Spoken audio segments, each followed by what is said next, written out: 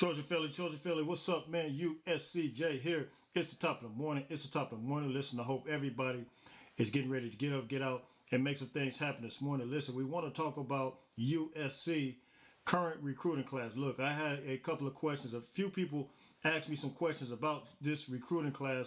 Why are we lacking in the recruiting class? Why is USC essentially lost in the sauce that they feel is the current situation right now? But I'm gonna tell you that we're absolutely not lost in the sauce, and I want to bring you guys back to last year. Last year around this time, you guys remember, they felt the same way. They felt like USC was kind of lacking right now in the recruiting rankings, and I think right now, looking up the updated recruiting, USC I think is number 17, which is not a reflection. Look, I prefer quality over quantity. I've told you guys that many a times, and we can go back and look at the recruiting class. I want to address that recruiting class. Also, I want to address the Power Five. There is 8 total teams right now in the top 25 that are Pac-12 teams. They're absolutely dominating right now. So here's the question, $1 million question: if USC or any school within the Pac-12, whether it's Washington, USC, whoever, if they were to have one loss, just like they did back in the day with the SEC schools, if they were to have one loss, because they always said a one loss Alabama or one loss Georgia or one loss LSU, those teams are, because of the competition they play in, those teams should be afforded the opportunity to still play in the championship, in the 4-team, the CFP playoff. Does that rule still apply? That's what I want to know. And we're going to take a look at this real quick. But let's talk real quick about this USC recruiting class, and just really understand that. I want to read some names off to you. This is just bring it back to your memory real quick. The USC absolutely have studs that are there right now. Let me read some of these names off to you. Zachariah Branch, last year's recruiting class. We know he's dominated. Malachi Nelson, well, we know he's already waiting behind Caleb and Miller Moss. Makai Lemon, he's been playing. Very effective right now. You got a guy like Braylon Shelby. He's been playing. Strip sack. Quinn Joyner, he's balling out right now. If you look at this recruiting class, you see that these guys are very productive. Tacky Curtis, balling out right now. Malik Crawford, he may be redshirted because I hadn't seen a whole lot of him. Elijah Page, excuse me, balling out right now. I believe he's running with the second team. Michael Benuelas, he's been playing, getting some run. Jacoby Lane, he's been playing, getting some run. Marion Peterson, he's been playing. DJ Peavy, I haven't seen David Peavy a whole lot. Sam Green's been in there as well. You got Sam Green, but he hadn't been there a whole lot. I think he got hampered by an injury. But then you look at Delaney Noah, balling out. Amos Talele, I don't think he's been in there a lot. Christian Pierce, balling out. Cade Outridge, I don't think he's been in there a whole lot. Dejan Lafitte, he hasn't been there a whole lot. Elijah Page, balling out. Tobias Raymond, I don't think he's been in there a whole lot either. But I have been seeing other guys like, I think Deuce Palmer, transfer that came in from SMU, who played linebacker. I think he's been on special teams. Well, excuse me, those are, I'm going to other guys. Those are the transfers, because Deuce Palmer, excuse me, has actually been in school already for some time. So those are the freshmen. But if you look at the quality of freshmen that we have and the amount of those guys that are actually playing, USC is absolutely have way more quality, quality over what they consider to be quantity. Everybody want us to get what they perceive to be these top players, but we've already in reality actually had these top players. But of course, these media sites, I told you guys this plenty of times, these media sites don't recognize them as that. That's why I got my own rating site. It's called USCJ Rating System. I officially created it based on what I visually see. And I told you guys about a lot of guys like Elijah Hughes, who's actually balling out from the DMV area. He is legit. This kid is legit. And now we're starting to see it.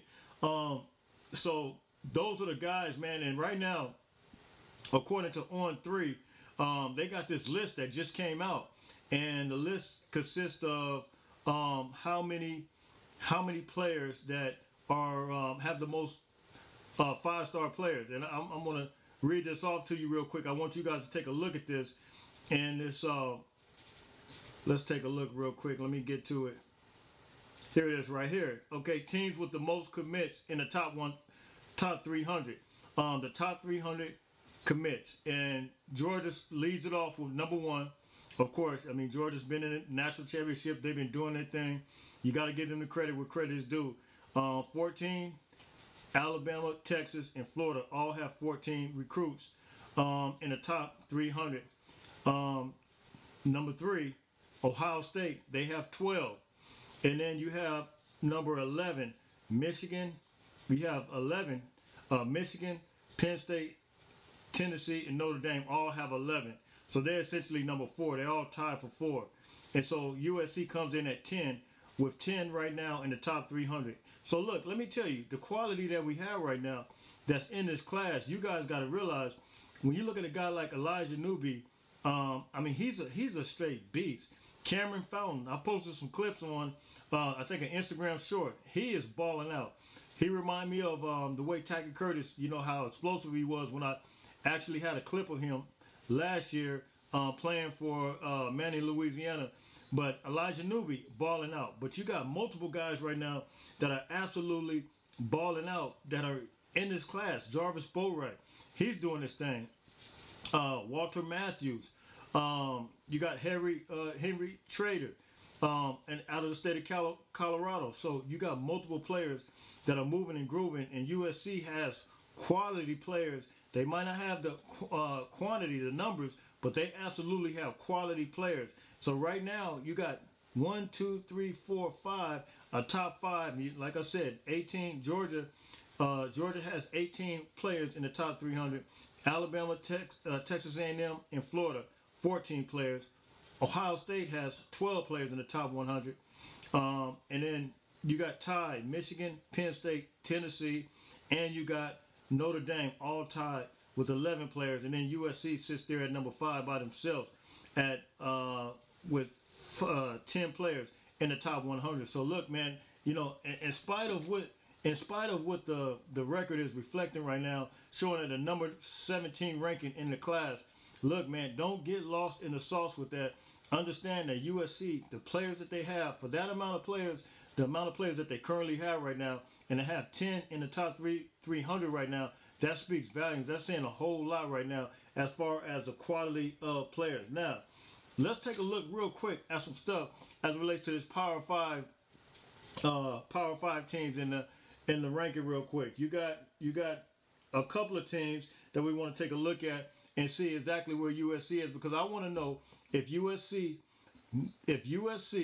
or any school, I'm not even going to speak that into existence, but if USC or any school did have one loss, could they still make it to the playoffs? Let's take a look at this real quick. Let's go. Top 25. I want you guys to take a brief look real quick at this records of the Power 5 conferences all the way through week 3. And look, we get ready to approach week 4. Look, the Pac-12 is still moving and grooving, and you see here 30-6 with the Pac-12 records, which is incredible. When you look at, I mean, these teams are really playing some football, and they're holding their own weight right now. And you see here the SEC is coming in number 2, 32-11. The Big 12 conference, you see there coming in 29-13. The ACC 29-13, and the Big 10, which is crazy, is 29-13. You know, is that a shock to you? You know, you look at the Big 10, I would say that they're really having a down year looking at this year. But you got 4 teams that are powerful right now, getting ready to come that way. Of course, Oregon, Washington, USC, and UCLA. Those teams are getting ready to come. So they're going to add to that. But the Big 12, excuse me, this screen going down. The Big 10 rather. It looks like. That's kind of a shock. I thought the ACC would be there, but man, look, you guys hit me in the comment section. You guys tell me what you think as it relates to that. That's the conference winners right there. When you're talking about 1, 2, 3, 4, the Power 5. All right, here is what I wanted to show you right here, week 4, and you see it here, week 4 AP top 25 by conference, and you see it here. We go to the bottom, look at the Big 12 teams. Uh, I mean, this is kind of disturbing. You got only 2 teams in the top 25 from the Big 12. That's what you call lost in the sauce. That's the definition of lost in Alfredo sauce. But then you come here in the Big 10, um, as I just kind of stated a few minutes ago. You got Iowa, Penn State, Michigan, and Ohio State. Those are the 4 teams. But then you look at the ACC. Here, they got the 4 teams as well. Florida State, North Carolina, Duke, and Miami. No Clemson, nowhere to be found. And then look at the SEC here. Georgia, Alabama, Tennessee, and their suspect. LSU, Ole Miss, and then Florida, who's suspect. And so you see here, the Pac-12 now, 8 teams in there.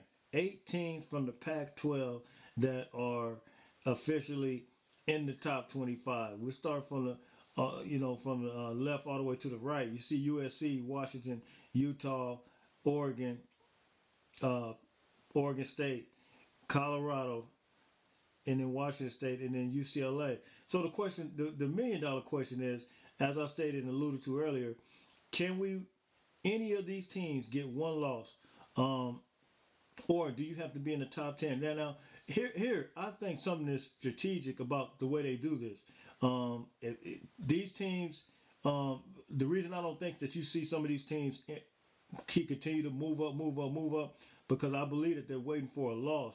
And, it's going to knock them closer down to 20, 21 or whatever. But the higher you go, just say, for example, USC, as you guys already know, I believe that USC is the #1 team in the country, followed by Washington. That's just my belief. But like I said yesterday, I'm good with where they're at. I mean, I'm comfortable with that. I think it makes them hungry. And I believe eventually if they just win, they're going to continue to move up. But do you think that if a team like USC were to be #1, and they just in the event that they lost, they're only going to bump them down, hopefully, maybe a couple of spots. They did it with Alabama. I mean, you would think it would be the same way. And given the fact that we're playing mostly ranked teams, because right now USC play Arizona State, but next week we're going to Colorado. Now, if Colorado loses against Oregon, depending on how bad the loss will be, I tend to think, I'm one to think, and it's no disrespect to Colorado, but I just don't think in the interior play, I believe they were the same way as USC last year. They just had some issues with depth. I believe that their starting players are legit. I believe they can hang in there as much as they could. But when you get a team that has more depth, it's going to wear you down. That's just what I think is going to happen with Colorado. I think they got the players, like I said, and shout out to Coach Prime for everything that he's done. But I think they're going to get worn down, man. Look, you guys hit me in the comment section. So I want to know, do you guys think that Colorado jumps out of the top 25 if they get beat? If they get beat, I will say by 21 points. If they get beat by 21 points, are they still a top 25 team? You guys hit me. Let me know what you think. I think they'll knock them all the way out, just because I know how it is. Because the following week, it just say that they maintain at 25. At least USC still be the number 25 team, a ranked team, because they're gonna start. You're gonna start hearing echoes of USC hadn't played any ranked teams. They hadn't done this, done that. We need Colorado to be ranked. So you guys hit me in the comment section. You guys tell me what you think. That's all I got for you guys. Listen, everybody stay blessed. Don't forget, make sure you get up, get out, and make some things happen. Until later on, fight on, fight on, fight on.